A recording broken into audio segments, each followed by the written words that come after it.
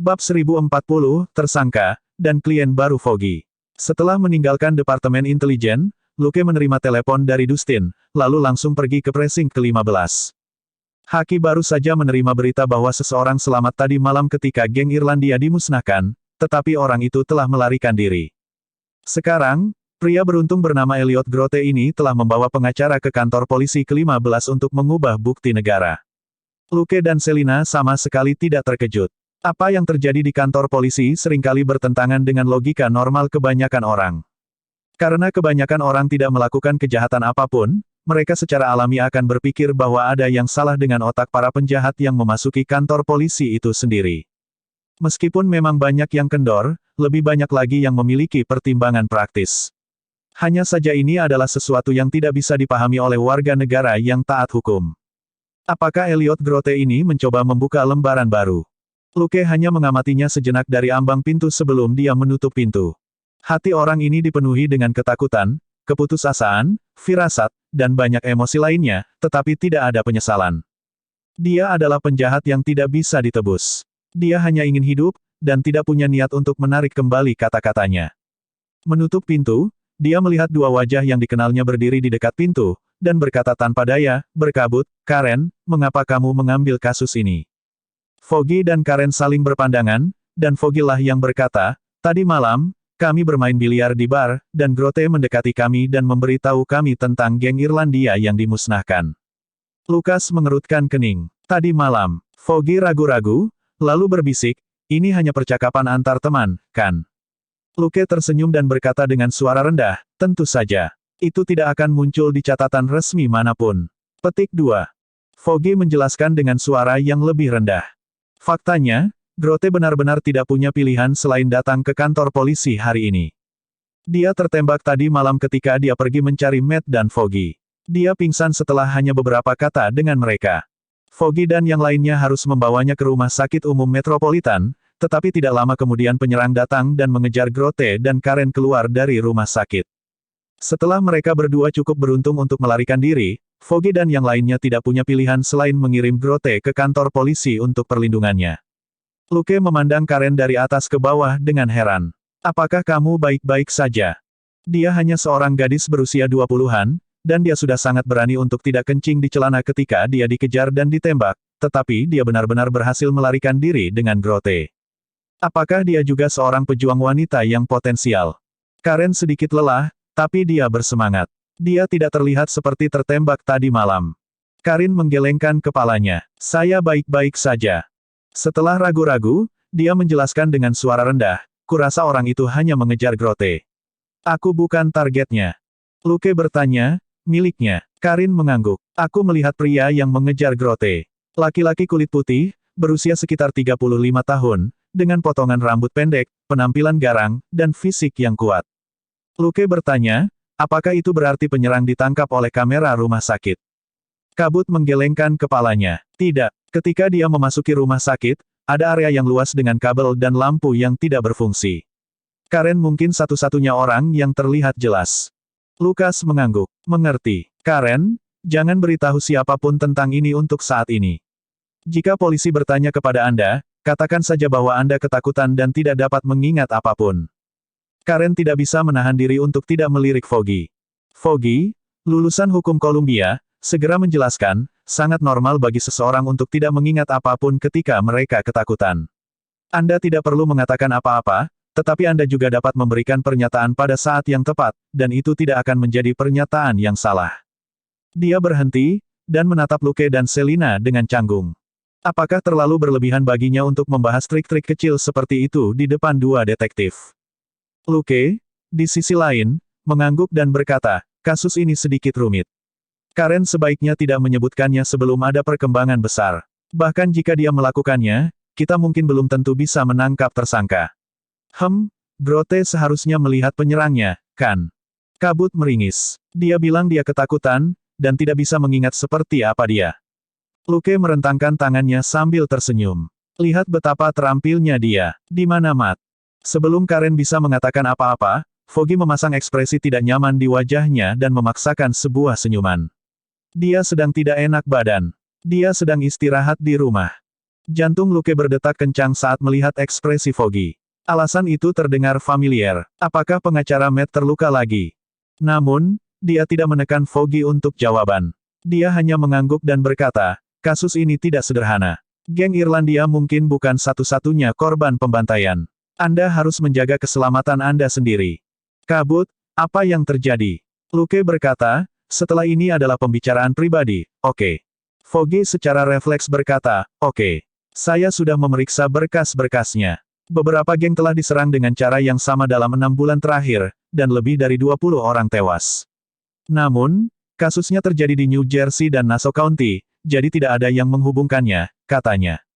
Mata Foggy melebar. Apa? Jangan beritahu siapapun tentang ini. Simpan saja untuk dirimu sendiri. Lukas mengangguk. Saya akan memberitahu Anda jika ada kemajuan dalam kasus ini, tetapi pastikan Anda tetap aman. Kabut meringis. Tapi kami mewakili Grote. Luke menatapnya dengan tenang. Kalau begitu hati-hati. Jangan mati semudah itu. Foggy, Bung, kenapa kamu begitu serius? Kakiku gemetar. Saat itu, seorang detektif kulit hitam berjalan mendekat. Ketika dia melihat mereka berempat, dia menyapa mereka satu persatu. Apakah Anda membahas rencana rekonstruksi masyarakat lagi? Lukas tertawa. Halo, Detektif Mahani. Anak-anak itu mungkin dengan senang hati melakukan pekerjaan sukarela sekarang. Aku lega. Mahani juga tertawa. Cepat atau lambat, mereka akan mengerti bahwa itu adalah hal yang luar biasa dan benar. Lukas mengangguk. Tapi aku di sini tentang geng Irlandia hari ini. Mahani melirik Foggy, yang tidak mengatakan apa-apa, lalu berkata, Haki ingin mengambil kasus ini. Lukas menggelengkan kepalanya. Ini hanya masalah memahami situasi. Itu sebabnya kami berdua ada di sini. Kami tidak akan ikut campur. Saat dia berbicara, dia melirik ke ruang interogasi. Mahani mengerti bahwa Luke menjelaskan bahwa dia tidak akan memimpin kasus ini. Paling-paling, dia hanya akan belajar sedikit lebih banyak tentang situasi di samping. Dia juga merasa lega. Luke dan Selina memiliki reputasi yang baik di wilayah Clinton, dan Mahani juga merupakan bagian dari NYPD, tidak sulit untuk memeriksa identitas mereka sebagai detektif. Luke benar-benar tidak ingin terlibat konflik dengan dua orang dari markas besar ini. Citra pressing ke-15 di Haki sudah cukup buruk, Mahani juga tidak mau masuk daftar hitam. Setelah dikonfirmasi, semua orang mengikuti detektif Mahani ke ruang interogasi. Previous. Bab 1041, pengacara kecil berbenturan dengan jaksa wilayah. Setelah memasuki ruang interogasi, Luke dan Selina hanya berdiri di sudut dan diam-diam menyaksikan yang lain berinteraksi dengan Grote. Mahani adalah seorang detektif muda yang cakap yang, pada usia 26, baru saja dipromosikan menjadi sersan. Lebih penting lagi, dia adalah salah satu dari sedikit detektif di kantor polisi ke-15 yang tidak korup, dan dia mengalami kesulitan di departemen itu. Seperti Foggy dan Matt, dia adalah penduduk lokal yang dibesarkan di daerah Clinton, dan memiliki jenis kasih sayang yang berbeda untuk tempat itu. Itu juga karena dia bisa mempertahankan garis bawahnya dan tidak menjadi polisi yang korup. Dengan Foggy dan Mahani bekerja sama, Grote dengan cepat kehilangan ketenangannya dan mengungkapkan banyak informasi penting. Misalnya, sebelum ini, dia tidak menyebutkan bahwa ada desas-desus yang beredar di sekitar anggota geng bahwa penyerang bertindak sendirian. Seperti yang dikatakan Luke, orang itu juga menyerang geng lain. Grote ini memang tidak jujur. Masuk akal bahwa penyerang ingin membunuhnya.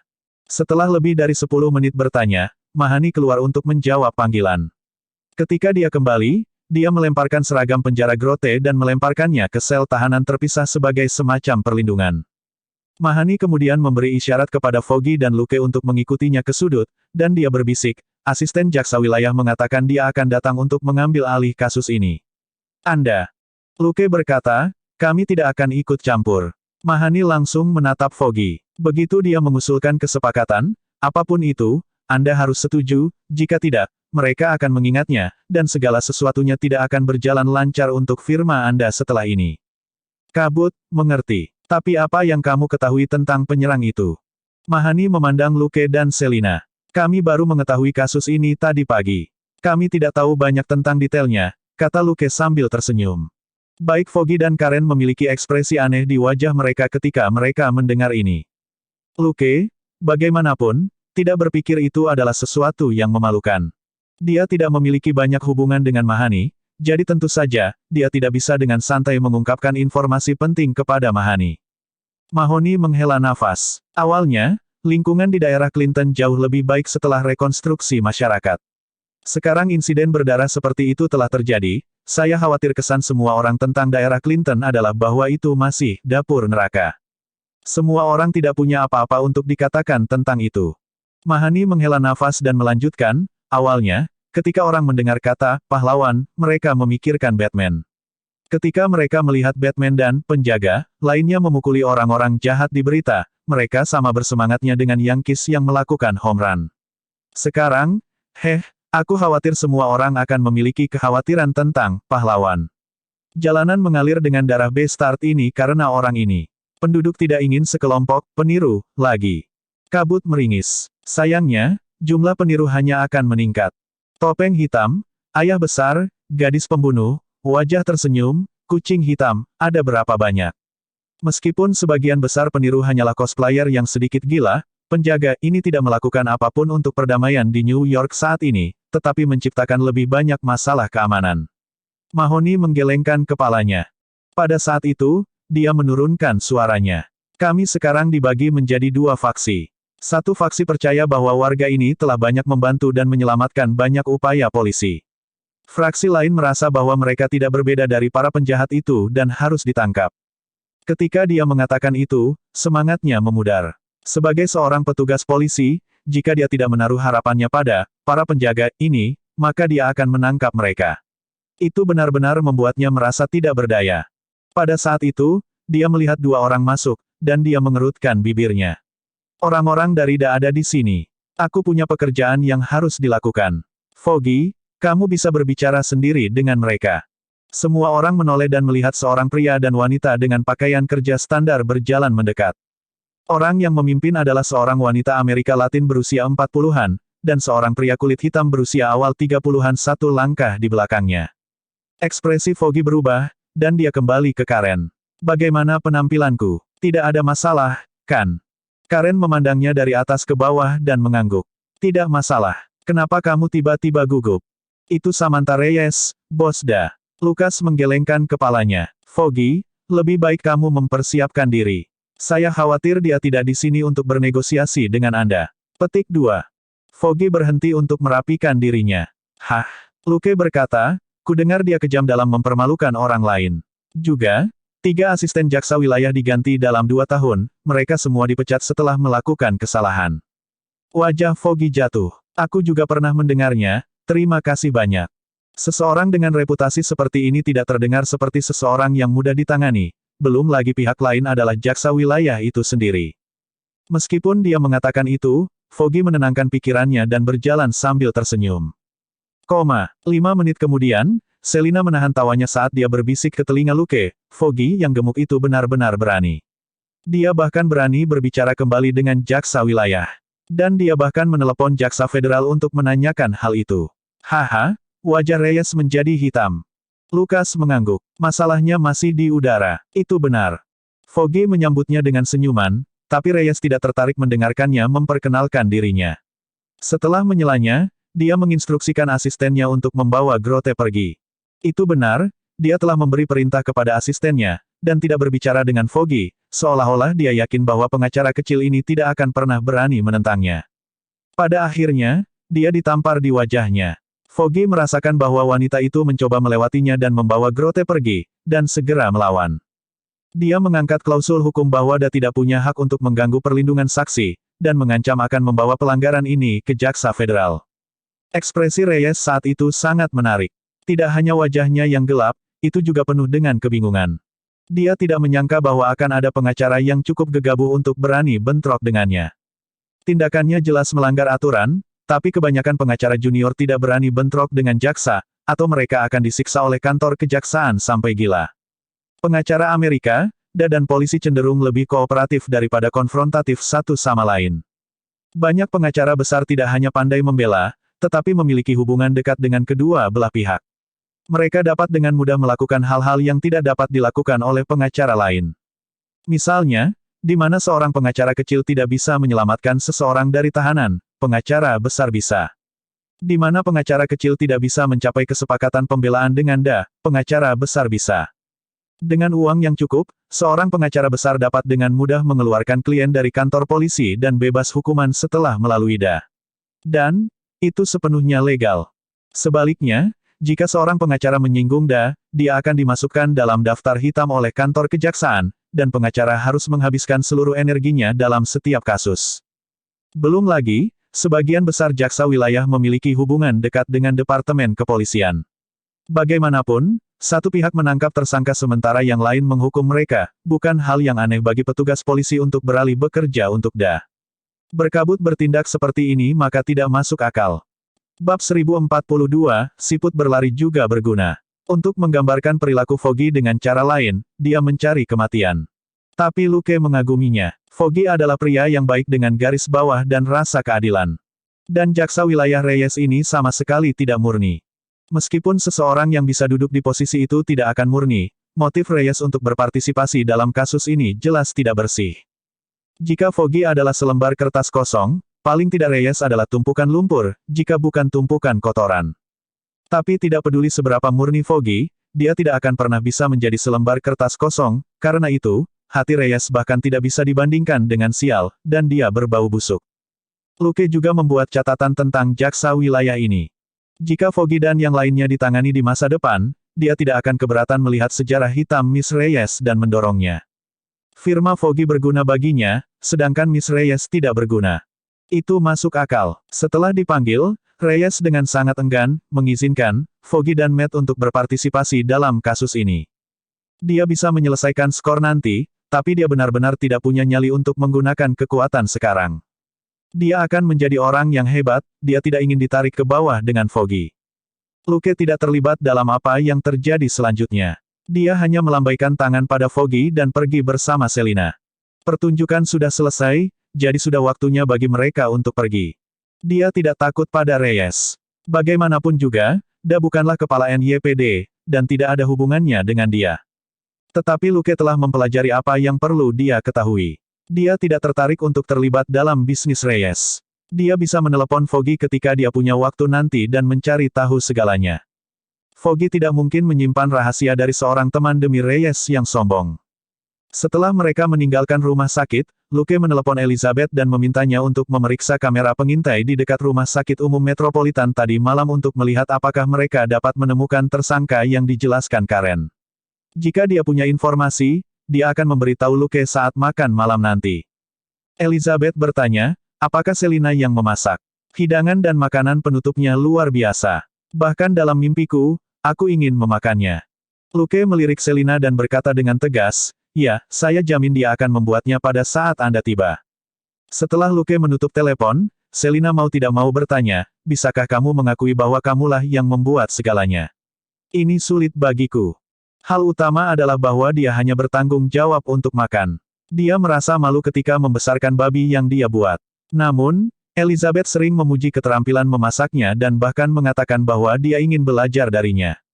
Untungnya, Elizabeth terlalu sibuk untuk belajar.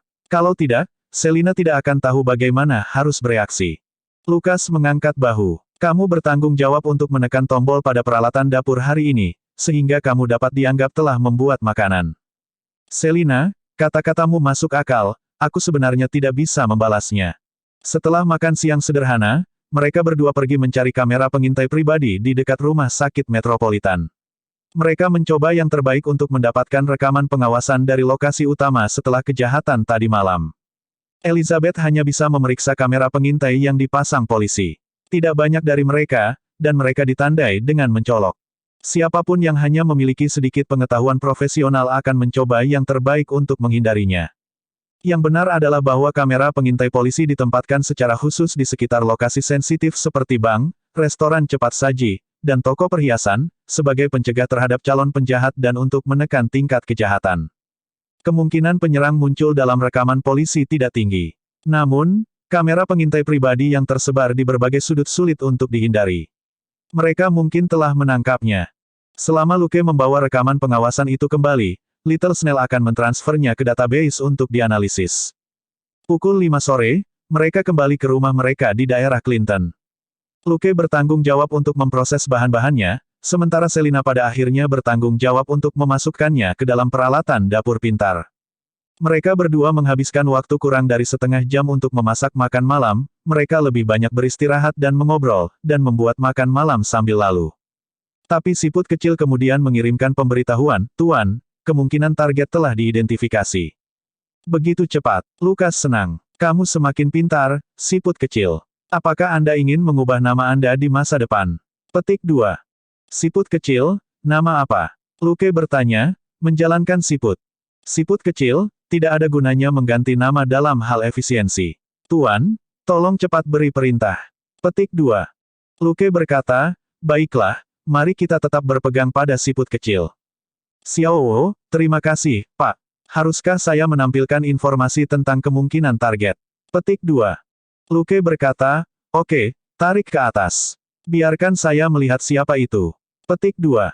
Ketika dia melihat pria parubaya yang dikenalnya di layar virtual, dia tercengang. Kastil Frank. Siput kecil, apa kamu yakin?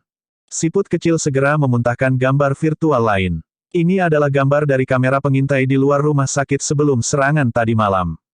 Luke memandang Frank Castle, yang memiliki tas panjang di punggungnya dan berjalan dengan kepala tertunduk. Meskipun orang di rekaman pengawasan ditutup-tutupi, siput kecil memiliki program identifikasi yang sangat efektif.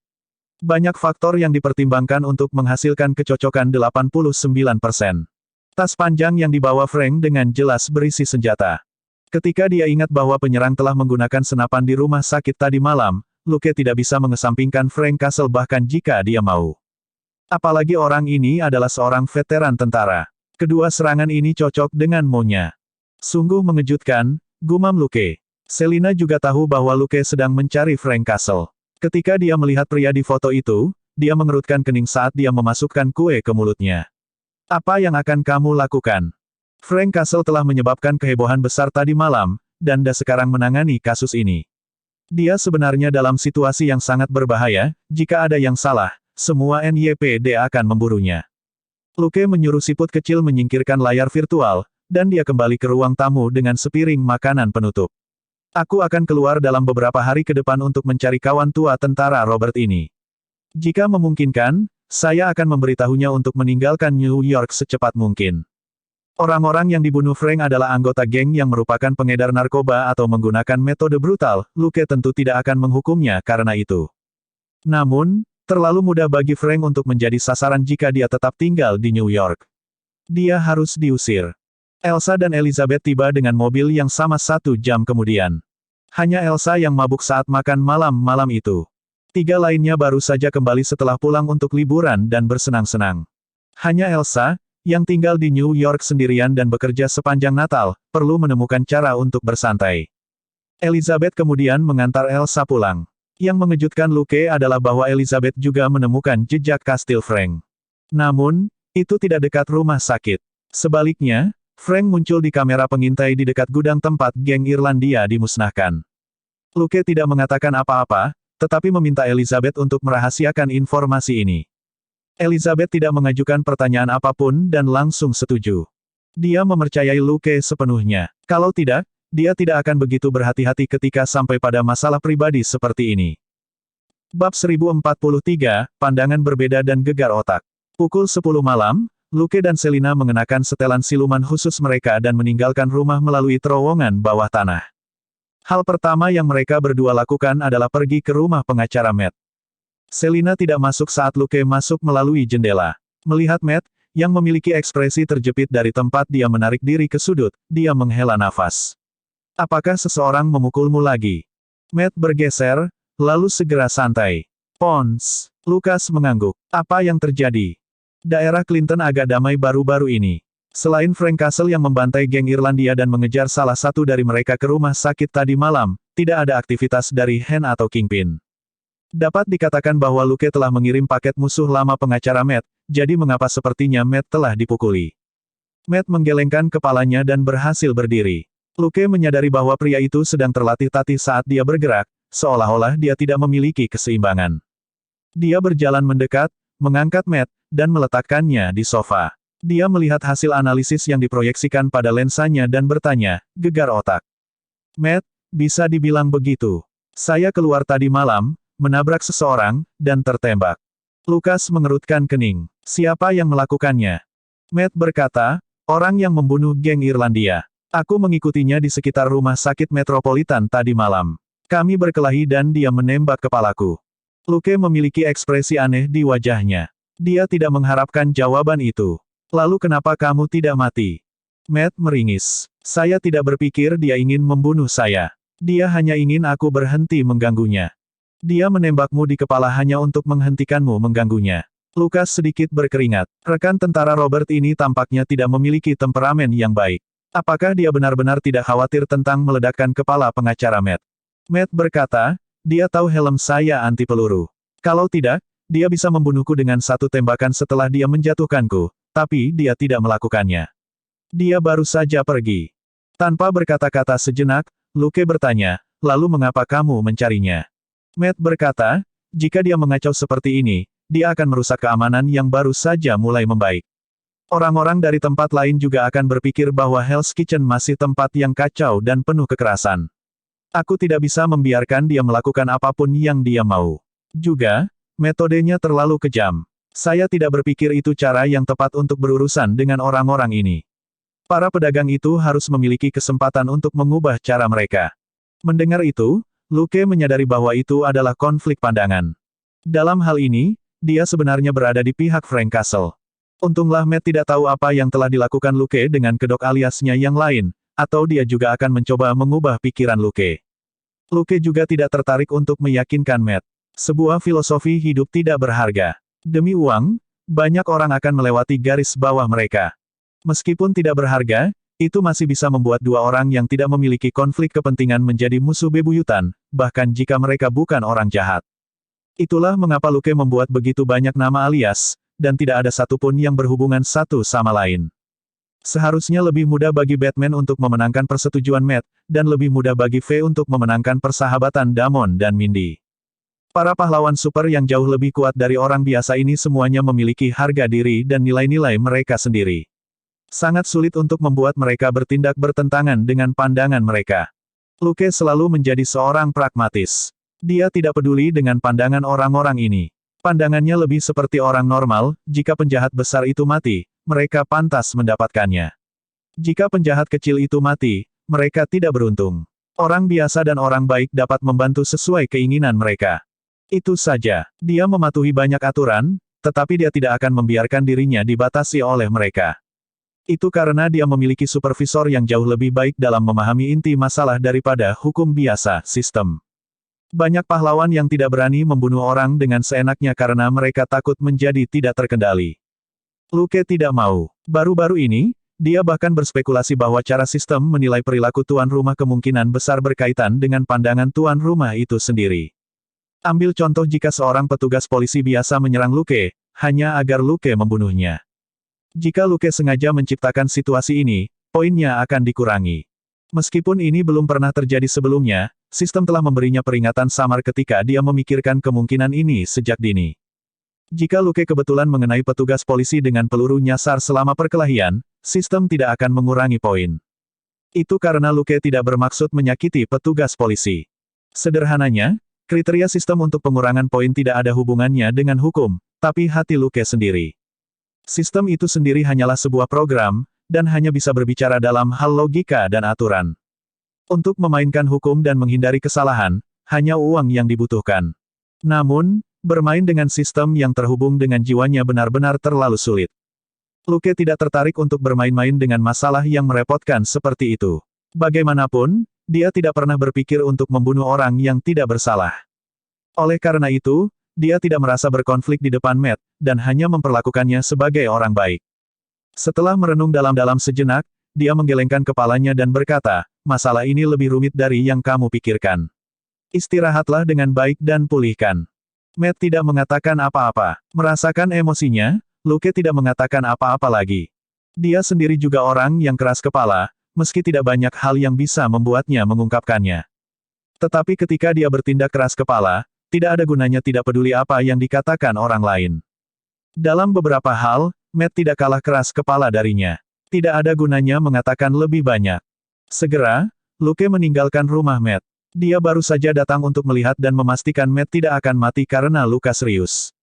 Matt hanya mengalami gegar otak. Mengingat ketahanannya, dia akan pulih sepenuhnya dalam 3 atau 5 hari.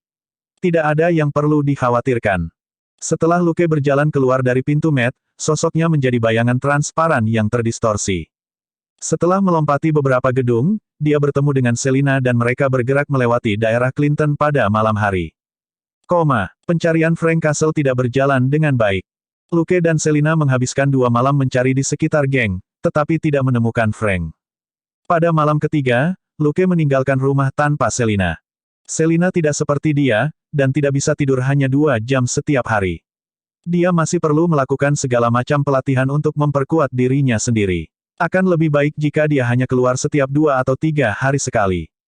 Luke tidak memakai baju besinya ketika dia pergi sendirian. Dia hanya menyamar dan berkeliling dengan mobil sewaan. Dia sedang mencari Frank, dan tidak perlu pergi terlalu cepat. Jika dia melambat, dia mungkin bisa menemukan lebih banyak petunjuk dengan hidung tajam dan gelombang suara dasar. Dia memulai pencariannya di Clinton dan kemudian pindah ke distrik kota bagian atas di utara, lalu bergerak dari selatan ke utara melalui Harlem, East Harlem, Manhattan Mall, dan Washington Heights, sebelum dia mengulangi putaran itu lagi. Mencuri dan merampok adalah hal biasa di New York pada malam hari. Merampok orang yang lewat dan supermarket 24 jam di malam hari adalah apa yang dilakukan banyak hooligan setiap hari.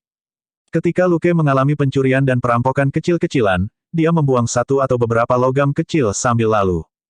Benda ini lebih baik daripada pistol atau pisau lempar dalam situasi di mana dia tidak bertujuan untuk membunuh. Dia bahkan bisa menggunakan beberapa teknik mengelak untuk menjatuhkan para hooligan ini di luar garis pandang mereka. Dengan begitu, Luke tidak akan terlalu mencolok dan tidak akan meninggalkan jejak perbuatan baik saat dia mengumpulkan XP dan poin kredit satu demi satu.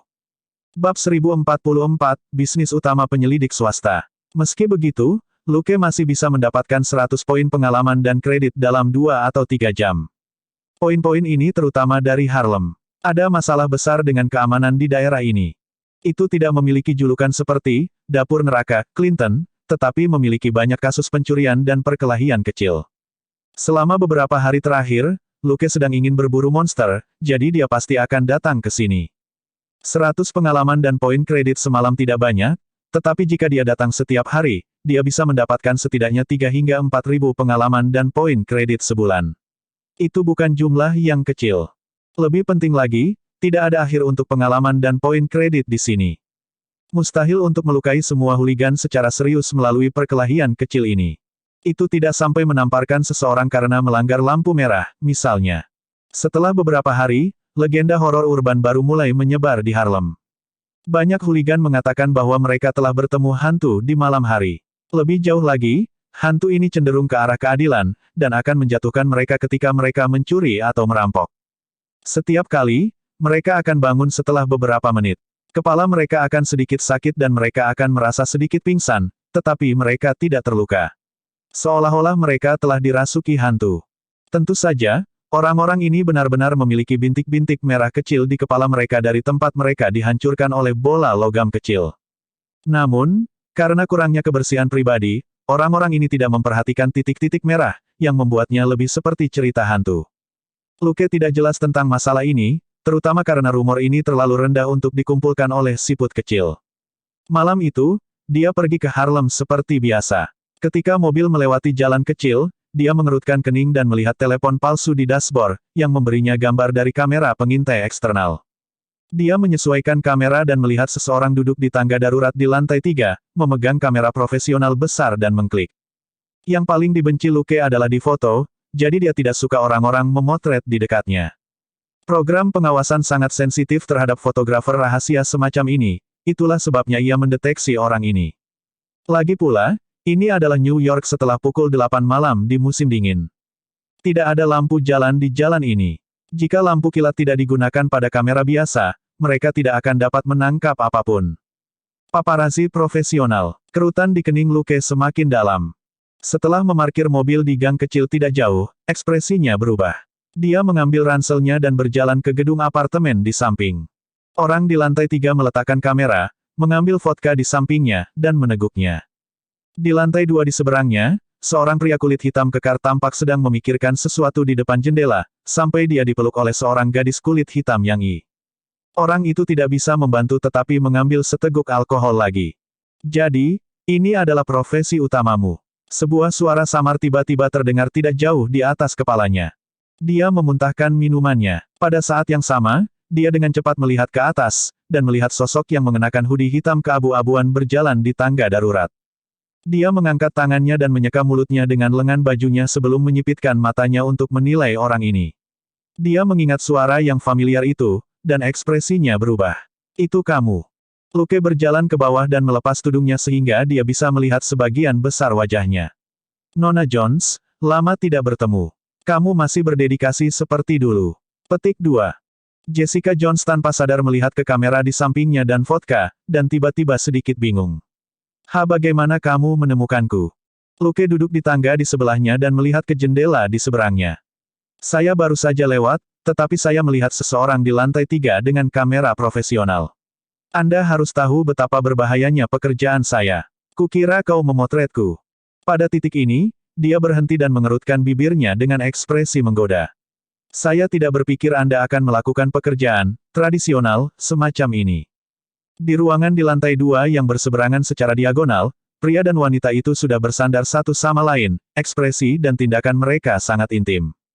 Jessica membuka mulutnya. Terserah apa kata Anda. Luke mengangkat bahu, lalu menyerahkan tas dari ranselnya. Jangan hanya minum. Memiliki beberapa makanan ringan juga. Kalau tidak, pekerjaanmu sangat membosankan. Jessica menatap kosong pada karakter Cina di kemasannya. Apa ini? Cumi-cumi. Luke berkata, jika kamu tidak menyukainya, yang ini juga tidak apa-apa. Dia mengeluarkan tas lain dari ranselnya dan memasukkannya ke tangannya. Jessica melihat kemasannya, yang masih memiliki tulisan Cina di atasnya. Apa ini? Luke berkata, ini pedas. Sangat menyenangkan untuk memakannya ketika Anda bosan. Mereka seperti keripik pedas. Saat dia berbicara, dia mengeluarkan permen lollipop dan membukanya. Tepat ketika dia hendak memasukkannya ke dalam mulutnya, dia tiba-tiba berbalik untuk menatapnya. Atau, apakah kamu lebih suka permen lollipop? Dalam waktu kurang dari 1 detik, ada barang ketiga di tangan Jessica. Setelah ragu-ragu sejenak, dia masih memilih untuk membuka cumi-cumi itu, dan memasukkan satu ke mulutnya. Rasanya tidak buruk juga tidak enak, tetapi setelah menyesap vodka lagi, itu baik-baik saja.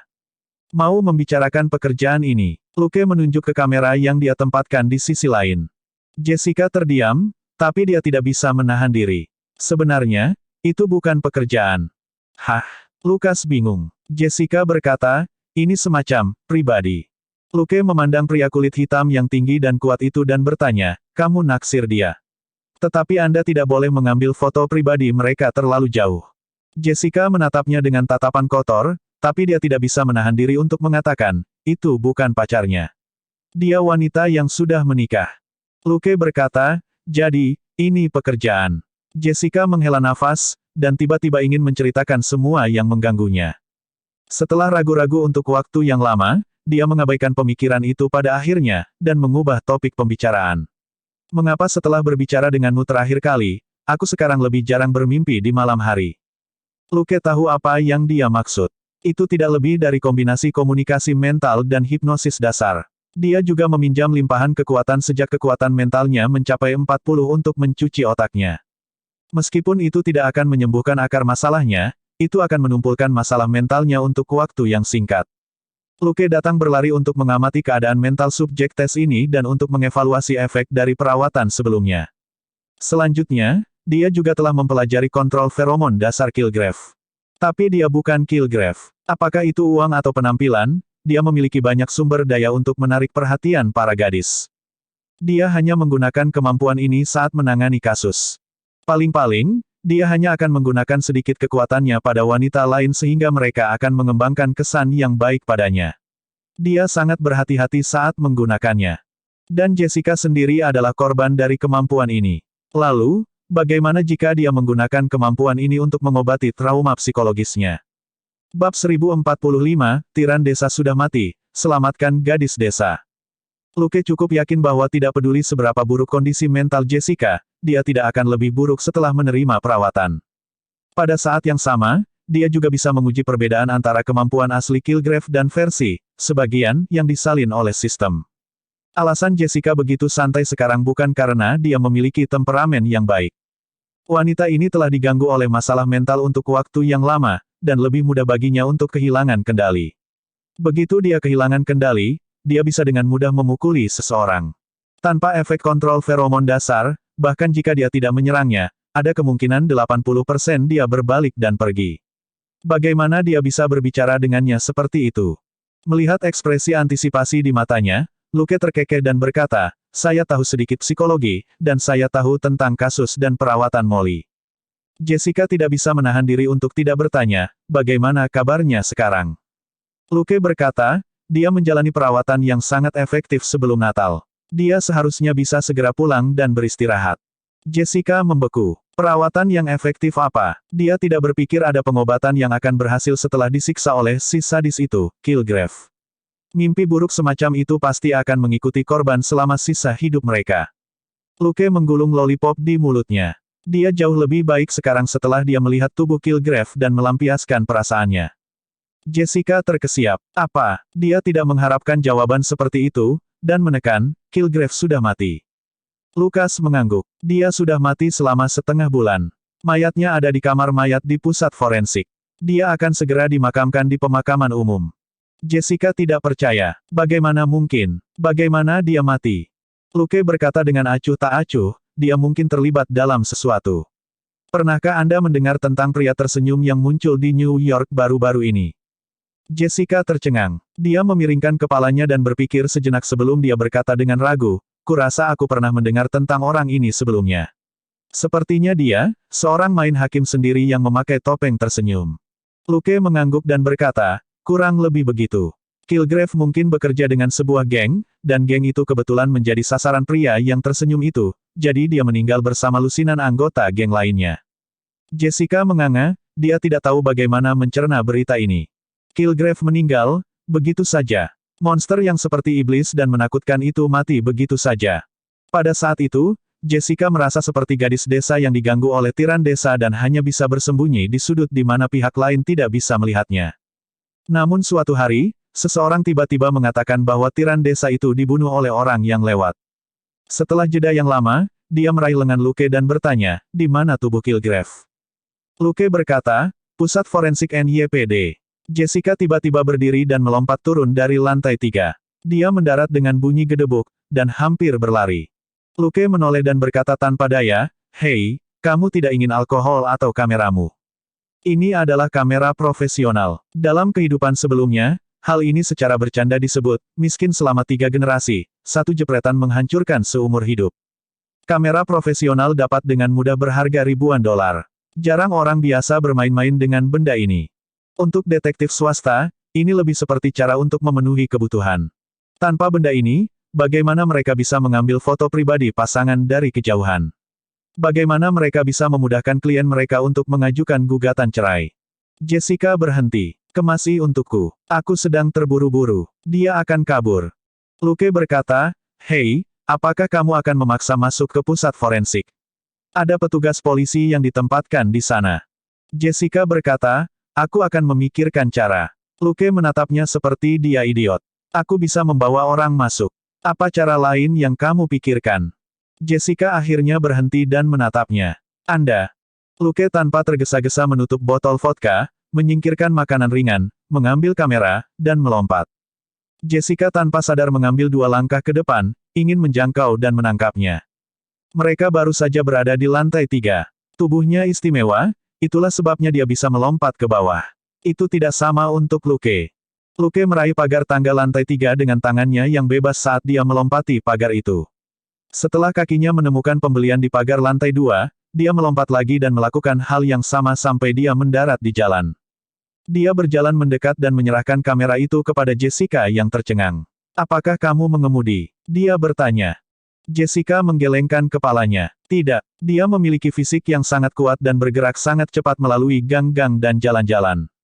Dia tidak perlu mengemudi sama sekali. Luke menunjuk ke gang terdekat. Mobil saya ada di sana. Ayo pergi. Setengah jam kemudian, Luke membawa Jessica ke pusat forensik. Ada lebih sedikit orang di pusat forensik pada malam hari, tetapi ada juga banyak orang yang bekerja lembur. Sebagai pekerjaan yang selalu kekurangan tenaga, ilmuwan forensik lebih sibuk daripada detektif biasa. Seperti halnya Departemen Kepolisian yang selalu memiliki kasus untuk diselesaikan, pusat forensik juga selalu memiliki bukti untuk diproses. Pada dasarnya tidak ada harapan untuk memproses bukti untuk kasus biasa karena kemungkinan besar akan memakan waktu berbulan-bulan atau bahkan setahun untuk menerbitkan laporan. Bahkan, detektif akan menghindari kebutuhan untuk memproses bukti jika mereka bisa. Jika tidak, mereka harus menunggu beberapa bulan hingga laporan dirilis. Untuk kasus kriminal besar, proses standar memakan waktu beberapa minggu. Kecuali jika Anda terlibat dengan seseorang yang Anda kenal, akan sangat sulit untuk mendapatkan laporan dengan cepat. Untungnya, Luke tidak ada di sini untuk mendapatkan laporan, tetapi dia mengenal seseorang. Setelah Dr. Lani menelepon, Luke membawa Jessica ke kamar mayat. Ilmuwan forensik yang memimpin jalannya juga sangat sibuk. Dia hanya mencatat nama dan departemen Luke sebelum dia pergi. Itu biasa saja ketika Anda memiliki koneksi. Jika Anda tidak memilikinya, Anda bahkan tidak akan diizinkan masuk sama sekali. Tentu saja, Luke berutang sedikit pada Dr. Lani kali ini. Setelah ilmuwan forensik pergi, Luke berkata kepada Jessica, "Mari kita perjelas beberapa hal sebelum kita melihat mayatnya." Jessica mengangguk tanpa suara. Pertama, Anda tidak boleh merusak properti di sini, terutama freezer dan peralatan profesional. Anda tidak mampu membayarnya, Anda juga tidak akan mampu menangani masalah yang menyertainya, kata Luke. Jessica tercengang. Hah? Luke berkata, jika Anda memecahkan freezer, mayat di dalamnya mungkin rusak.